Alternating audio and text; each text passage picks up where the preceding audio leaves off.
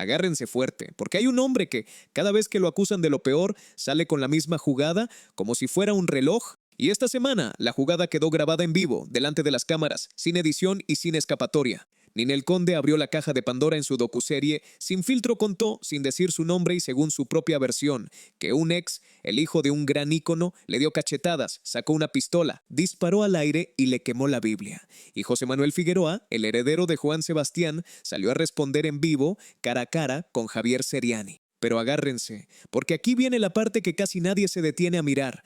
Todos se quedaron con la pistola y la Biblia, y se perdieron la pregunta que de verdad importa. ¿Qué hace José Manuel Figueroa cuando lo acusan de lo peor frente a una cámara 20 años después? Esa es la pregunta que solo se contesta viendo el video completo.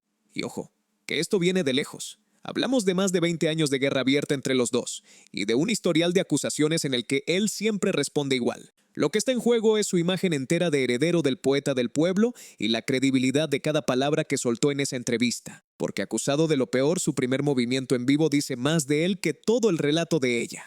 Y lo que pasó en ese estudio fue tan revelador que en cuestión de horas ya tenía medio México eligiendo bando. Hoy los pongo frente a frente, versión contra versión, sin filtro y sin trinchera. Para entender lo que pasó en ese estudio, hay que devolver la cinta unos días, al momento exacto en que una mujer decidió abrir una caja que llevaba 20 años cerrada. Ninel Conde, el bombón asesino, estrenó su docuserie Ninel Conde sin filtro en ViX, un proyecto que produce ella misma en una plataforma que le da alcance nacional e internacional, justo cuando ella volvía a ser el centro de la conversación.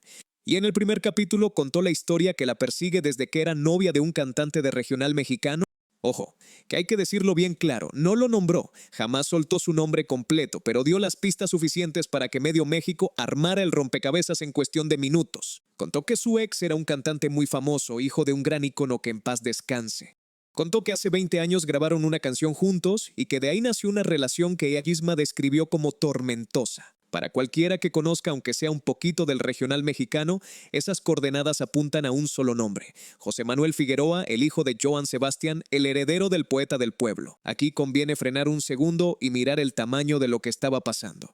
Joan Sebastián es, para la música mexicana, una figura que raya en lo sagrado. Sus canciones se cantan en bodas, en velorios, en cantinas y en fiestas de 15 años. Y su hijo mayor, José Manuel, carga ese apellido como una corona y como un escudo. Que alguien lo señalara, aunque fuera sin nombrarlo, era dinamita. Y conviene recordar que estos dos se conocen desde hace mucho. Fueron novios entre el 2002 y el 2006, 4 años de celos, de infidelidades y de descalificaciones mutuas, que terminaron en una enemistad que sigue viva 20 años después. Desde entonces, cada vez que uno aparece en los titulares, el otro sale a comentar. Y esta vez la cosa escaló como nunca. Ella contó la historia más oscura de la relación y él salió a defenderse en vivo. Entonces Ninel soltó el relato, según su versión, repito, según su versión, porque hasta ahora nadie ha mostrado un solo papel que lo confirme. Una tarde estaba con él en una casa de Cuernavaca cuando sonó el teléfono. Del otro lado, una conductora de televisión, una mujer con la que ya corría el rumor de que él la engañaba. Ella dice que sintió un frío que le recorrió todo el cuerpo, porque en ese instante entendió que los rumores eran ciertos. Dice que se levantó de la cama, empezó a ponerse los zapatos y le anunció que se iba, y que entonces él reaccionó. Lo que sigue es lo más fuerte del capítulo, y hay que contarlo como lo cuenta ella sin adornarlo. Según su relato, él le dio cachetadas, la quiso ahorcar, sacó una pistola y disparó al aire. Y como si con eso no alcanzara, tomó la Biblia que estaba sobre el buró y le prendió fuego. Cachetadas, un intento de ahorcarla, disparos y una Biblia quemada, todo en una sola noche, según la versión de Ninel. Acá es donde hay que parar y ser honestos con la balanza porque este video no va a fingir que tiene un veredicto. La historia de Ninel es durísima y es su versión contada 20 años después en un proyecto que ella misma produce y donde ella decide qué se muestra y qué se calla. No hay una denuncia formal conocida ni un juez que haya mirado las pruebas. Hay una mujer que cuenta su verdad frente a una cámara. Y eso en el mundo del espectáculo es a la vez valentía y un producto. Las dos cosas conviven y este video no va a resolver ese nudo. Va a mirar lo que pasó después, que es donde la historia se pone todavía más interesante. Aquí aparece el detalle que terminó de amarrar la historia.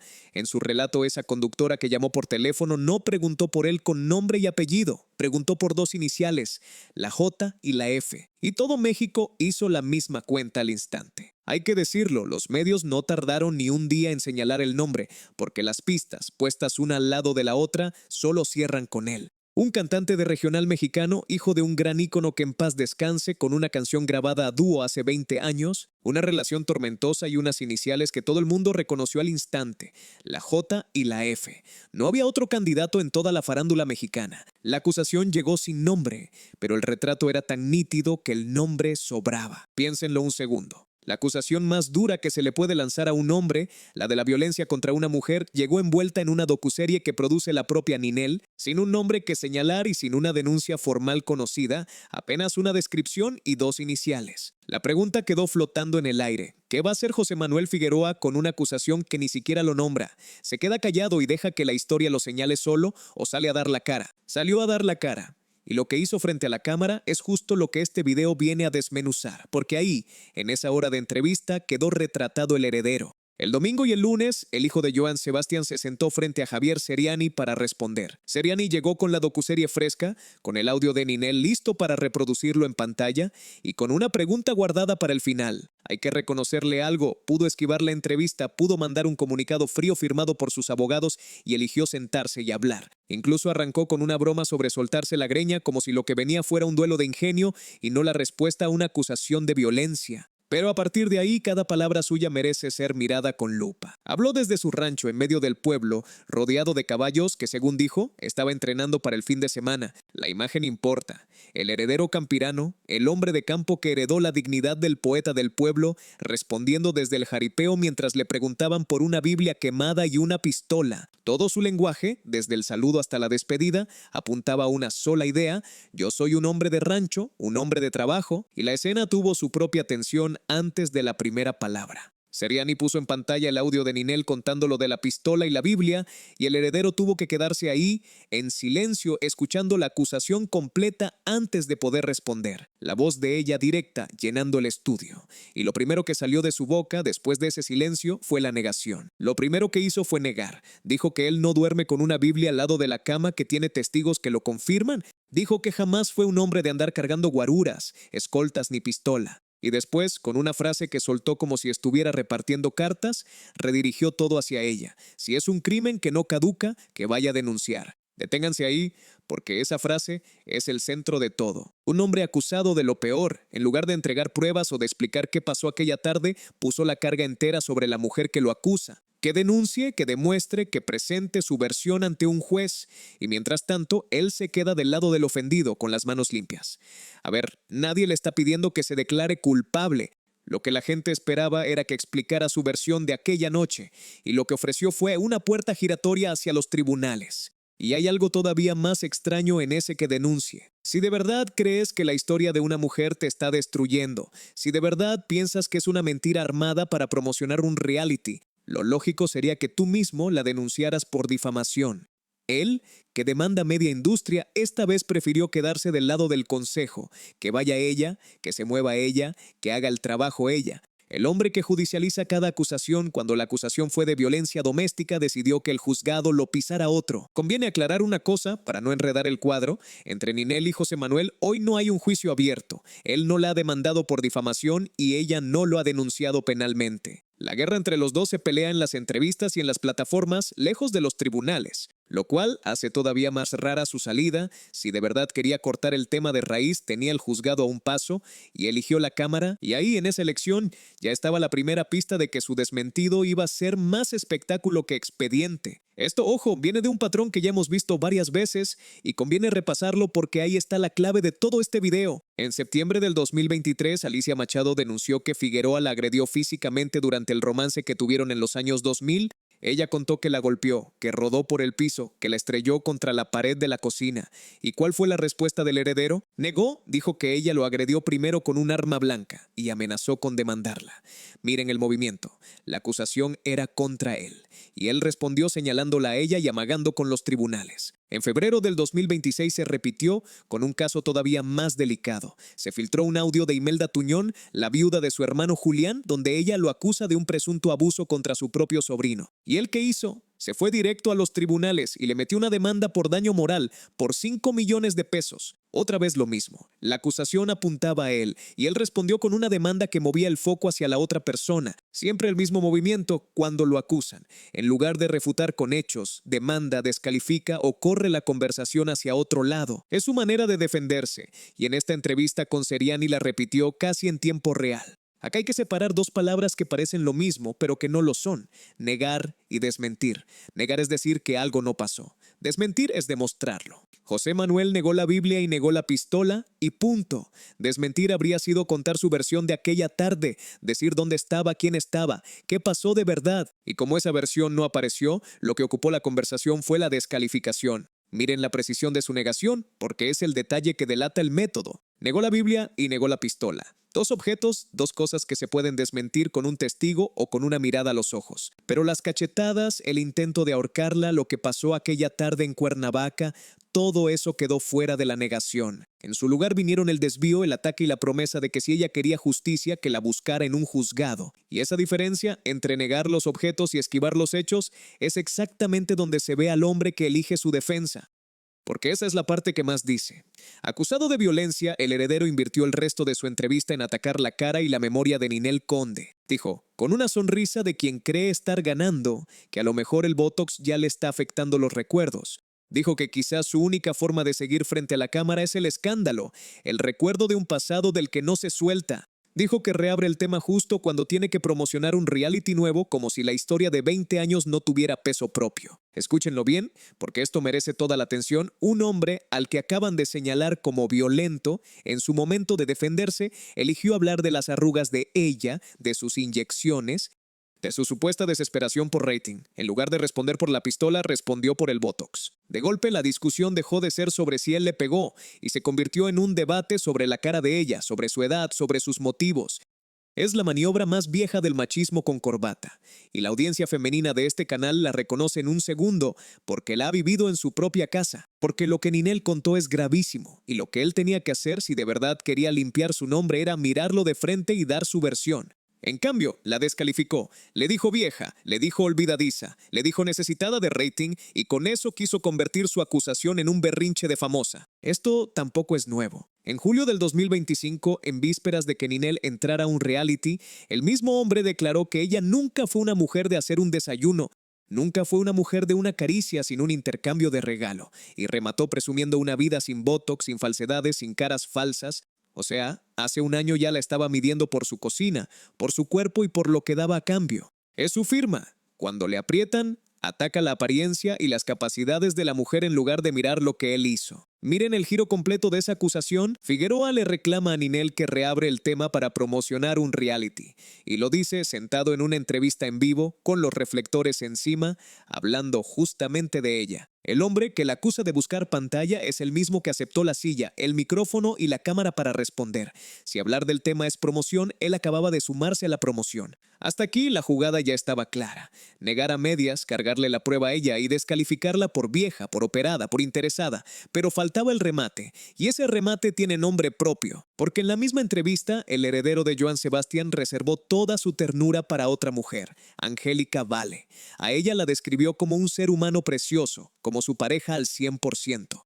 Contó que le compuso muchísimas canciones, que guardó en su corazón muchos poemas, que fue una relación muy especial de su vida. Dijo que la quiso con el alma, que la admiró como a nadie, que era una mujer segura y confiada, de una familia con tanto talento como la suya. Y no paró de subirla una y otra vez, mientras que a Ninel, la mujer que lo acusa, la dejaba tirada en el piso de la descalificación. Deténganse a mirar la jugada completa, porque es de manual. Una mujer sale a contar que la golpearon y que le quemaron la Biblia. El acusado, en lugar de defenderse, se pasa media entrevista diciendo lo maravillosa que es su ex. ¿Para qué? Para validarse. Para decir, sin decirlo, que si una mujer tan buena como Angélica lo quiso, entonces él es incapaz de lo que Ninel le achaca. Es la defensa de un hombre que usa una tercera como testigo de su propio carácter. Miren, si ella, que es una mujer tan increíble, estuvo conmigo y me recuerda bien, entonces la que miente es la otra. Fíjense qué cómoda es esa posición, porque lo blinda en las dos direcciones. Si alguien le cree a Angélica, entonces él queda como un hombre amado y respetado por una mujer admirable. Y si alguien no le cree a Ninel, mejor todavía. Angélica se convierte en el escudo que lo separa de la acusación. El problema es que el escudo tiene su propia versión, y esa versión choca de frente con la de él. Aquí hay un dato que vuelve todo más retorcido y que casi nadie está uniendo. La conductora que llamó por teléfono en el relato de Ninel, la que preguntó por la J y la F, era justamente Angélica Vale, la misma mujer que él hoy enaltece en cámara como el gran amor de su vida.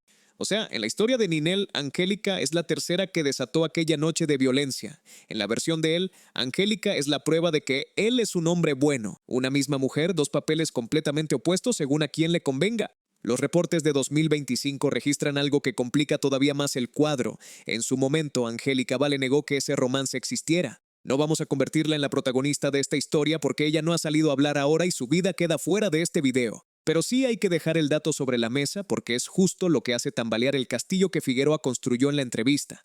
Él dice que Angélica fue su pareja al 100%. Los reportes dicen que ella negó el romance. La pregunta del millón va por otro lado, ¿por qué él necesita a Angélica para sostenerse? Y después de tanto hablar, de tanto atacar a una y de tanto enaltecer a la otra, quedó una pregunta que Javier Seriani le hizo al final. Y esa pregunta, amigos, es la que este heredero no supo contestar. Seriani, que ya llevaba la entrevista armada como un careo, le soltó la pregunta directa. ¿Alguna vez le diste un anillo de compromiso a Angélica Vale? Una pregunta chiquita, de esas que se responden con un sí o con un no. Y el hombre que se había presentado sin máscara, sin botox, con la verdad en la boca, el que le había exigido a Ninel modo, tiempo y lugar para cada acusación, de repente se quedó sin su propia respuesta. Miren la ironía porque es brutal. Durante toda la entrevista, José Manuel le pidió a Ninel una y otra vez que demostrara tiempo, forma, lugar y testigos, que si ella tenía una acusación tan grave que la sostuviera con hechos, con fechas, con nombres. Y cuando Seriani le hizo a él una pregunta de una sola línea, cuando le tocó demostrar algo a él, se escondió. Lo que salió de su boca fue una evasión. No me gustaría decir qué vi o qué no. Son momentos privados. Eso fue todo. El que había pedido pruebas, fechas y testigos, cuando le tocó a él dar una, se escudó en la privacidad. La vara que le puso a los demás, cuando le tocó a él, quedó guardada en el cajón. Hay un remate que merece su propia lupa. El hombre que se presentó sin máscara y sin botox, con la verdad en la boca, pasó la entrevista burlándose del botox de Ninel. Su carta de presentación era la autenticidad y su argumento de defensa era la apariencia de ella. Vino diciendo que no traía filtros y se dedicó a medirle los filtros a la otra. Esa contradicción dicha en su propia voz resume la entrevista entera. Ojo, que aquí hay que ser justos. Esquivar la pregunta no convierte su silencio en una confesión, y este video no va a afirmar que sí le dio el anillo. Su respuesta fue una evasión pura y simple, pero justamente eso es lo que lo retrata. Una pregunta simple sobre un detalle puntual de una relación que él mismo acababa de enaltecer en cámara, y el hombre de la verdad en la boca se quedó sin una respuesta. Ahí, en ese silencio disfrazado de caballerosidad, se cayó todo el discurso. Y piensen en lo que significó ese momento para la audiencia que venía siguiendo la entrevista completa. Llegaste hasta el final esperando que el heredero, ya desahogado, ya con la greña suelta, terminara de dar la cara. Y lo que encontraste fue al hombre que durante una hora habló de todos menos de lo que él hizo. Habló de la memoria de Ninel, habló de la belleza de Angélica, habló de su caballo, habló de su pueblo, habló de los valores que le dejó su papá. Y cuando por fin le tocó responder por él mismo, pidió privacidad. 60 minutos de cámara encendida, y la única pregunta que lo ponía a él en el centro de la historia quedó flotando sin respuesta. Ahí está, servido en bandeja, el retrato completo. Acusado de lo peor, su primer movimiento fue hablar de la cara de una mujer y de los ojos de la otra. A Ninel le exigió que denunciara y que demostrara. Asimismo, se permitió el lujo de no contestar. El hombre del modo, tiempo y lugar no dio modo. Ni tiempo, ni lugar, ni un sí, ni un no. 20 años después, la guerra de versiones sigue igual de abierta. El relato de ella es unilateral, la negación de él es unilateral. Ninguno ha presentado un papel que cierre el caso, y este video no va a fingir que lo tiene. Pero lo que esta entrevista sí dejó clarísimo, y eso no depende de a quién le creas, es cómo responde José Manuel Figueroa cuando lo ponen contra la pared. Ante una acusación grave descalificó, ante la posibilidad de defenderse con hechos pidió que denunciara, y cuando le tocó responder a él, se guardó la respuesta. Su silencio, en el fondo, habló más fuerte que todas sus palabras, y la historia sigue abierta, porque hay dos silencios que todavía pesan. Ninel no ha salido a responderle, Angélica Vale tampoco.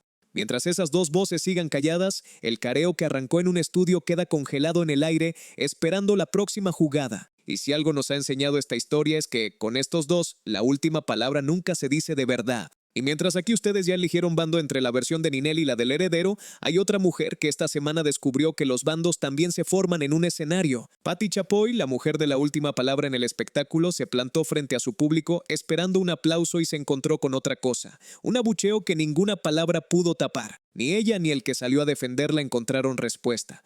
Lo que pasó en ese escenario está en el video de la CARD. Denle, porque la señora que nunca se queda callada se quedó muda.